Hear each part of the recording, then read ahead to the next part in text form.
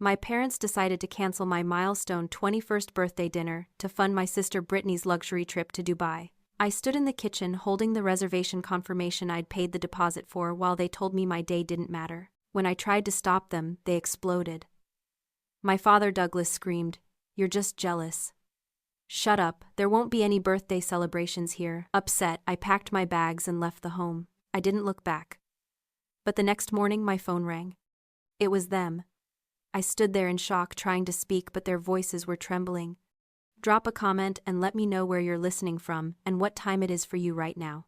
I'd love to know who's part of our community. Also, have you ever had a milestone moment stolen by a family member? Let me know below." I didn't cry. Tears are for things that can be repaired, for cracks in the drywall or a leaking pipe. What happened in that kitchen wasn't a repairable crack. It was a structural failure, a complete collapse of the load-bearing walls that held my family together. So I didn't waste energy on emotion. Instead, I drove.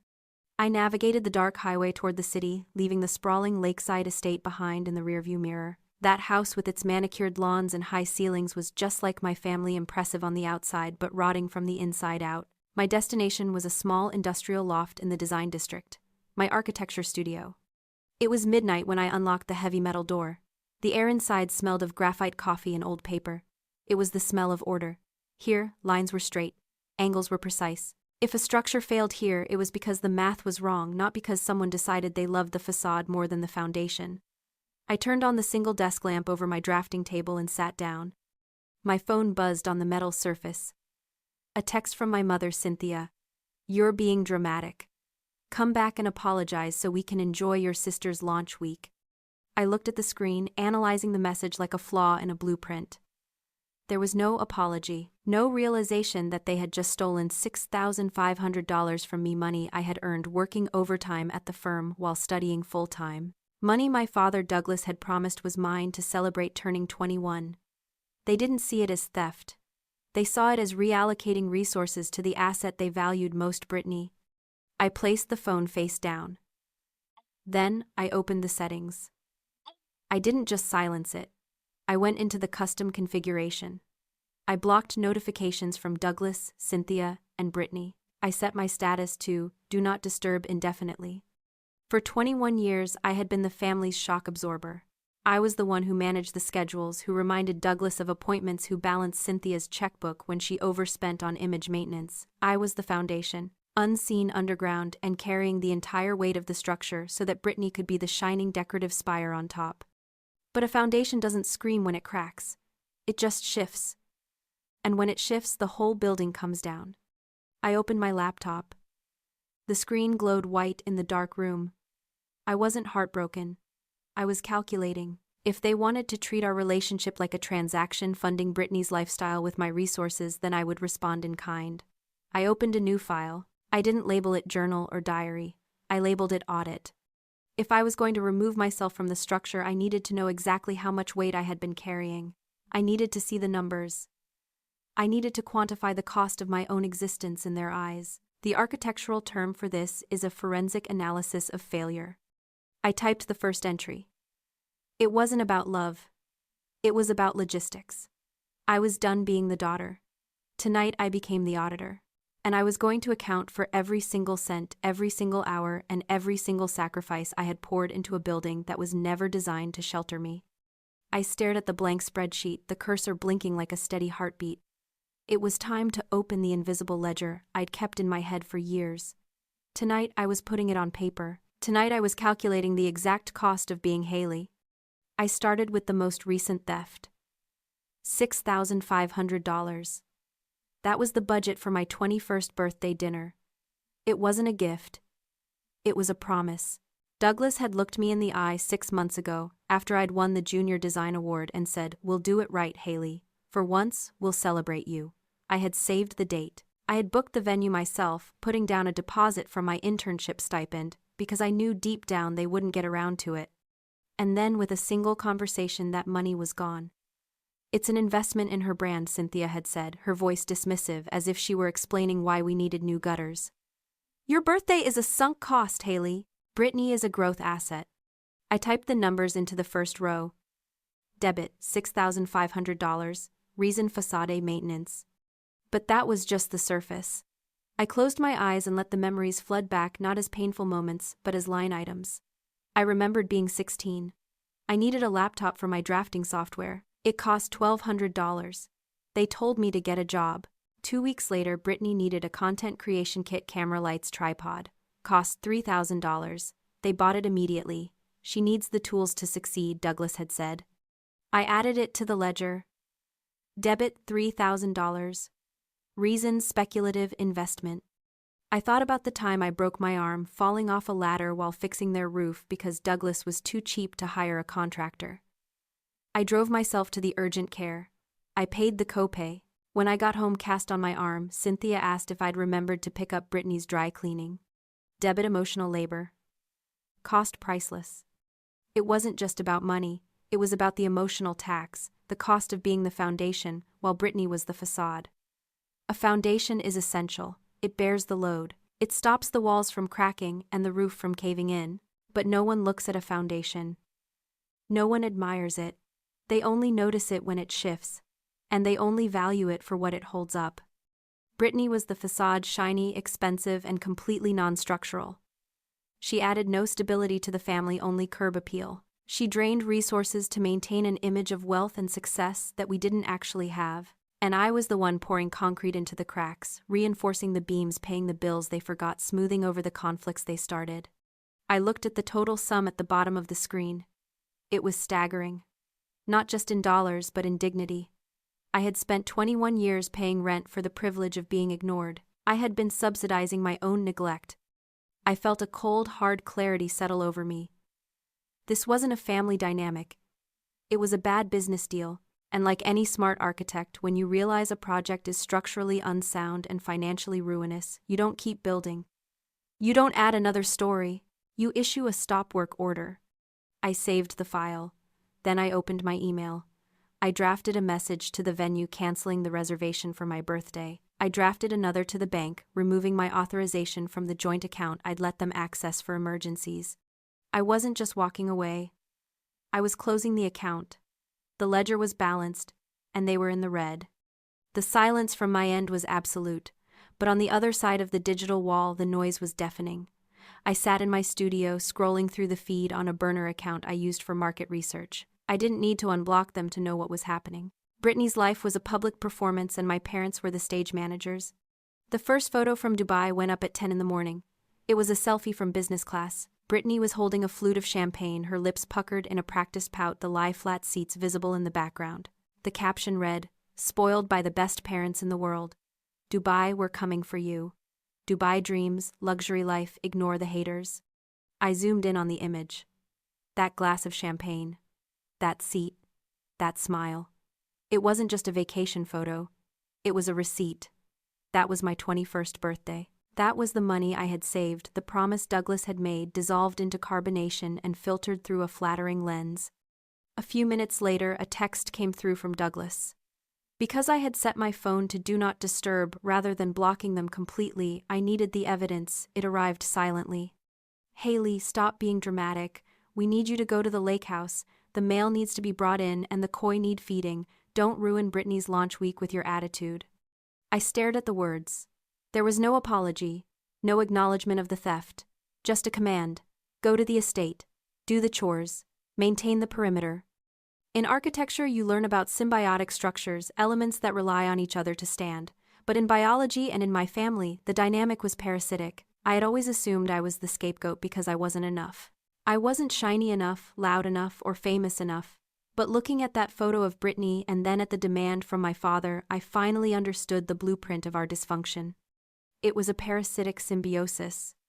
Douglas and Cynthia didn't love Brittany. Not in the way healthy parents love a child. They were addicted to her. They were addicted to the facade she projected. They lived vicariously through her chaotic glamour because their own lives were hollow. She was the billboard for a success they hadn't earned. And me, I wasn't the daughter. I was the utility line. I was the plumbing. I was the structural support hidden behind the drywall that kept the lights on and the water running so the show could continue. They didn't hate me. They just didn't see me as a person. You don't thank a support beam for holding up the roof. You only kick it when it creaks. They expected me to drive 2 hours to the lake house, pick up their bills, and feed their ornamental fish while they spent my savings on a 7-star hotel. They expected the utility line to keep humming even after they'd cut the funding. I closed the laptop. I didn't drive to the lake house. I didn't reply to the text. I realized then that you cannot renovate a building that is occupied by squatters who are actively stripping the copper wiring from the walls. You have to condemn it. I looked at the photo of Brittany one last time. The facade was shiny, but I knew the foundation was rotting, and I was the only one who knew how to pull the permit for demolition. Grandma Margaret didn't live in a flashy estate. She lived in a penthouse in the city, a steel and glass structure that looked down on the chaos below with cool detachment. She was the one who had built the family fortune, brick by brick, contract by contract, and she respected one thing above all else: evidence. I didn't go to her to cry. I didn't go to beg for intervention. I went to her office, not her living room, carrying a bound portfolio. When I entered, she was reviewing blueprints for a new commercial development. She looked up, her eyes sharp behind rimless glasses. "Haley, you're supposed to be celebrating." "I'm not," I said, placing the portfolio on her mahogany desk. "And neither are you, once you see this." I opened the folder. It wasn't a sob story. It was a site report. I laid out the timeline, the promise Douglas made, the deposit I paid, the cancellation email, the flight receipt for the upgrade to Dubai, the text messages demanding I perform maintenance on the estate. Margaret flipped through the pages. Her expression didn't change, but the air in the room grew colder. She stopped at the screenshot of Brittany's post, spoiled. "They told me they were using their own savings for this trip," she said, her voice low.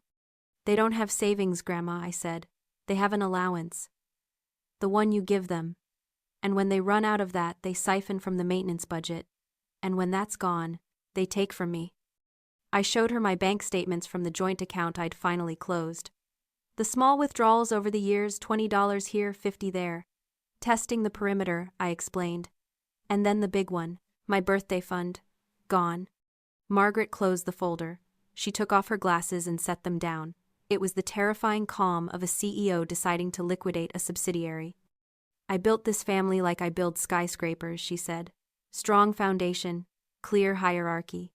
I thought Douglas was just artistic, a bit loose with details. But this," she tapped the folder. "This is embezzlement." She picked up her office phone. She didn't call Douglas, she called her private banker. "This is Margaret. Initiate a full forensic audit on the accounts associated with Douglas and Cynthia. Yes, immediately. And freeze the discretionary funds. All of them. The cards, the lines of credit, the travel accounts. I want a stop work order on every single cent flowing to that household until further notice." She hung up and looked at me. There was no pity in her eyes, only respect. "You did the right thing bringing this to me, Haley. You didn't let the structure collapse on top of you, you evacuated." "I didn't just evacuate," I said. "I'm resigning. I'm done being the property manager for a condemned building." She nodded. "Good. Because I'm about to cut the power." The tone in the room had shifted. We weren't grandmother and granddaughter discussing a family spat. We were partners discussing a hostile takeover. Douglas and Cynthia thought they were on a luxury vacation. They didn't realize they were currently standing on a construction site where the funding had just been pulled. An audit is an autopsy of intent. You can lie with words, but you cannot lie with math. 3 hours later, the forensic accountant Margaret had summoned placed a stack of documents on the mahogany desk. He didn't look at me. He looked at Margaret with the expression of a man who has found a gas leak in a nursery. "It's worse than we thought," he said. Margaret picked up the file. Her hands, usually steady as steel, trembled slightly. She read the summary page, her face draining of color until she looked like a marble statue. She didn't speak. She just slid the paper across the desk to me. I looked at the numbers. At first they were just data points. Withdrawals, transfers, dates. It wasn't just my birthday money. That was pocket change. It was a systematic liquidation of my future. There was a trust. A studio fund Margaret had established when I was born, intended to help me start my own architecture firm when I turned 25. I knew it existed, but I had never asked for access, preferring to build my own way first. Balance $0. The withdrawals dated back 4 years, the exact timeline of Brittany's rise to influencer fame. Every time she needed a new wardrobe, a trip to Tulum, or a PR crisis manager, they didn't just dip into their own pockets. They reached into my future and hollowed it out. But that wasn't the criminal twist. That was just theft. The real horror was on the second page. It was an email printout recovered from Douglas's synchronized cloud account. Subject line, retirement projection. It was a spreadsheet. In one column, they listed their debts, massive credit card bills, the second mortgage on the lake house, the loans for Brittany's failed ventures. In the next column was a heading that made my blood freeze: Haley's projected yield. They had calculated my future salary as an architect. They had estimated my bonuses. They had even factored in the potential revenue of my independent studio. They weren't just stealing from me in the present. They had already spent my future. They leveraged you, Margaret whispered, her voice thick with disgust. They didn't see a daughter. They saw a high-yield bond. I stared at the paper. The service animal metaphor I had used in my head was wrong. Animals are loved. Animals are fed. I was livestock. I was being fattened up on hard work and education solely so they could harvest the profit to feed the parasite that was Brittany. The shadow debt wasn't just money owed to banks. It was the expectation that my entire existence belonged to them. They had raised me to be the load-bearing wall for a house they planned to party in until it collapsed, expecting me to hold up the roof forever. I felt a strange sensation in my chest. It wasn't pain. It was the snap of the final tether. If I had any lingering guilt about ruining their vacation, about being cold or calculating, it evaporated instantly. You do not owe loyalty to people who view you as an asset class. You do not owe love to thieves. This is fraud, Margaret said, her voice turning hard again. Forgery. Embezzlement. I can have them arrested the moment they land. No, I said. My voice sounded strange to my own ears, hollow but unbreakable. Arresting them gives them a stage. They'll play the victims. They'll cry to the press. I stood up, taking the spreadsheet with me. I don't want them in jail, Grandma. I want them homeless. I looked at the blueprint of their betrayal. They had built their entire life on the assumption that I would always be there to pay the bill. They condemned this building a long time ago, I said. I'm just signing the demolition order. The call came at 4 a.m. It was the witching hour, the time when facades crumble and reality sets in. My phone lit up on the nightstand, vibrating against the wood. It wasn't blocked this time. I wanted to hear this. The caller ID, said Douglas. I picked up, but I didn't say hello. I just listened. Haley, thank God. My father's voice was unrecognizable. The smooth, arrogant baritone was gone, replaced by a high-pitched, frantic whine. Haley, pick up. We're in the lobby. They won't let us leave. The cards, all of them, they're declining. Even the emergency Amex. I sat up in bed, pulling the duvet around me. The air in my apartment was cool and still. I know, I said. My voice was calm, steady. You know, what do you mean you know? He was hyperventilating. Call the bank. You have authorization on the joint account. Tell them it's a mistake. We have a flight in 3 hours, and they're threatening to call the police if we don't settle the bill. It's $25,000, Haley. Fix this. I can't fix it, Dad, I said, and I don't have authorization anymore. I closed the joint account on Tuesday. There was a silence so profound I could hear the background noise of the Dubai hotel lobby, the murmur of other guests, the click of luggage wheels. Then my mother's voice, shrill and terrified, grabbed the phone. What did you do, Haley? This isn't a game. We are stranded. We have no cash.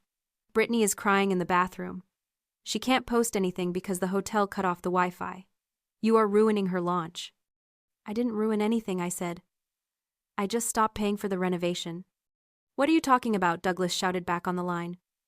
We raised you. We gave you everything. You owe us. I owe you nothing, I corrected him. I've seen the spreadsheet, Dad. The retirement projection. I know about the loans you took out in my name. I know you spent my trust fund on Brittany's wardrobe. I know you looked at me and saw a 401k with a pulse. The silence returned heavier this time. It was the silence of a man realizing the walls were made of glass and he was holding a rock. Haley, he whispered. Please. No, I said. We're a failed investment. I took a breath. I didn't feel the anger I expected. I felt the cold precision of a demolition expert pressing the button. You spent 21 years investing in the facade, I said, my voice cutting through the static. You poured every resource, every dollar, every ounce of love into the shiny exterior that is Brittany, and you ignored the foundation. You let it rot. You drilled into it to pay for the paint. Haley, don't. You invested in the facade and ignored the foundation, I repeated, letting the words land like wrecking balls. Now the roof is caving in. And I'm not the maintenance crew anymore. I'm the inspector. And I'm condemning the building. Haley, wait, Margaret isn't picking up, you have to help us. Grandma isn't picking up because she's the one who froze the assets, I said. Good luck in Dubai. I hung up. I didn't block the number this time. I didn't need to. I turned off the phone and set it on the nightstand. The silence that followed wasn't empty. It was solid. It was the sound of a structure that finally, after years of strain, stood entirely on its own. Demolition is messy, but it is also finite. Once the dust settles, you are left with a clean site. And a clean site is the only place you can build something that lasts. The fallout from that weekend in Dubai was swift. Without Grandma Margaret's credit lines, my parents couldn't maintain the facade for even a month. The lakeside estate, with its high ceilings and koi ponds, was listed for emergency sale. It went for under market value to cover the immediate debts. The proceeds barely covered the forensic accountant's fees and the outstanding loans they had taken out in my name. My parents moved into a 2-bedroom condo on the edge of town. There are no ornamental fish there. There is no room for grand parties. They are now living the life they can actually afford, stripped of the glamour they stole from my future. Brittany's launch never happened. Without the paid bots, the luxury travel upgrades, and the staged photo shoots funded by my trust, her engagement metrics plummeted. It turns out being an influencer is expensive when you actually have to pay for the lifestyle you're projecting. Her feed went quiet. She is currently working as a receptionist at a car dealership. It is honest work. For the first time in her life, she is contributing to society rather than extracting from it. I didn't visit them. I didn't help them move. I had resigned from my position as the family fix-it. Instead, I spent my days in the city, in the steel and glass tower where Margaret ran her empire. She didn't just give me money. She gave me the keys to the kingdom. She taught me how to read a contract, how to spot a weak beam, and how to negotiate with leverage. She saw me not as a resource to be used, but as a successor to be trained. One afternoon 6 months later, I stood in my independent studio. The walls were bare. The drafting table was clean. A fresh blank blueprint was pinned to the board. In architecture, there is a concept about building on ash. After a fire or a demolition, the ground is scorched. It looks barren. It looks dead. But it is actually the most stable ground you will ever find. The rot is gone. The termites are gone. The weak wood and the shifting sand have been burned away. What remains is solid earth. I used to think my family was my shelter. I thought I had to patch the leaks and shore up the walls to survive. But I realize now that I wasn't fixing a home. I was propping up a ruin. Destroying it wasn't an act of violence. It was an act of sanitation. I looked at the blank blue sheet in front of me. I picked up my pencil. I wasn't building a facade this time. I wasn't designing a structure to impress neighbors or hide debts. I was drawing the lines for a life that belonged entirely to me. Every beam, every column, every window would be paid for with my own effort and secured by my own boundaries. The foundation was no longer hidden underground, bearing the weight of ungrateful people. I was the foundation. And I was finally strong enough to hold up the sky. If you've ever had to rebuild your life from scratch after a family betrayal, type rebuild in the comments. Don't forget to like and share this story if you believe in justice. See you in the next video.